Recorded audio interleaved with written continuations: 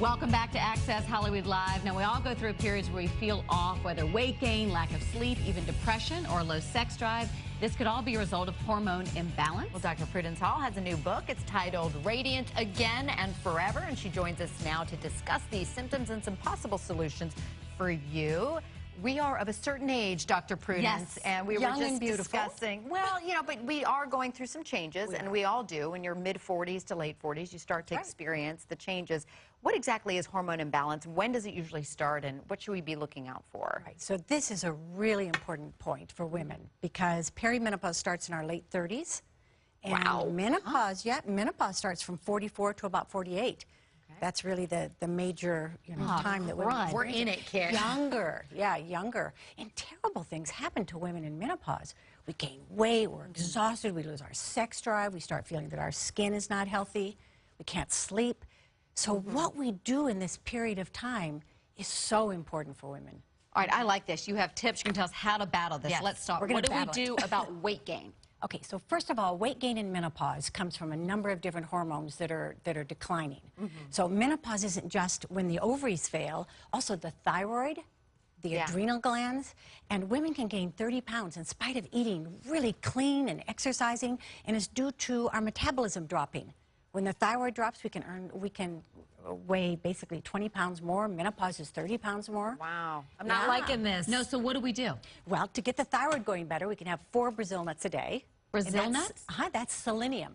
That's about 200 micrograms of selenium. In order to make the thyroid work well, we need selenium. And then iodine, 10 milligrams of iodine. Now, and then decreasing gluten in the diet really helps the thyroid function too. Yeah, I mean, is it true that your body doesn't process or digest things like you used to? I mean, some people do start getting a little more sensitive to gluten or even to dairy as you're going through menopause. This is 30 years ago, I graduated from USC, and I didn't know how to really help women regain their libido or to, I just hadn't been taught about menopause. And the thing that got me into this whole field is that the GI tract would go out. Women would tell me they had gas and bloat, they couldn't lose weight, and really, you're right, it's actually a dysfunction of the GI tract that's part of menopause. Okay, what about sleeplessness? Okay, very common. Women wake up in the middle of the night, they can't go back to sleep. That, yeah. Oh, melatonin. I'm taking it now. Yeah, One how a much? night, 5 milligrams. Okay, you can go to 10. Really? Okay, yeah, okay. Melatonin is now, there's a huge study, 15,000 blind women, and they found that those women who make a lot of melatonin because they can't see have half the incidence of breast cancer. Oh. Yeah, so this is a wonderful way to decrease breast cancer and also... What are some other things that we can do besides melatonin? I mean, I imagine just having sort of a regular routine and schedule. That's right. So you want to get the electronics out of the bedroom. You want to relax before going to sleep. Maybe take a nice bath with Epsom salt, which is magnesium. Magnesium helps a lot. Okay. You know, like a supplement? Yeah, a supplement at night. 300, 500 I take the milligrams. magnesium every night. It helps, doesn't it? It's a stress reliever, right? right? It does. I call it M&M. Melatonin and magnesium really is lovely. I'm going to have my M&Ms at night. What about depression? Okay, depression is very common in menopause, and so many women come in and say they've been put on Prozac or Wellbutrin, and estrogen is an antidepressant, and so is thyroid hormone. So here women have a root core cause. It's like, here are the roots of the tree, but we're treating something up here. We're really treating with Band-Aid solutions. So we want to make sure that the thyroid is functioning well, and 40% of women have low thyroid, but they don't know it. It's never been diagnosed.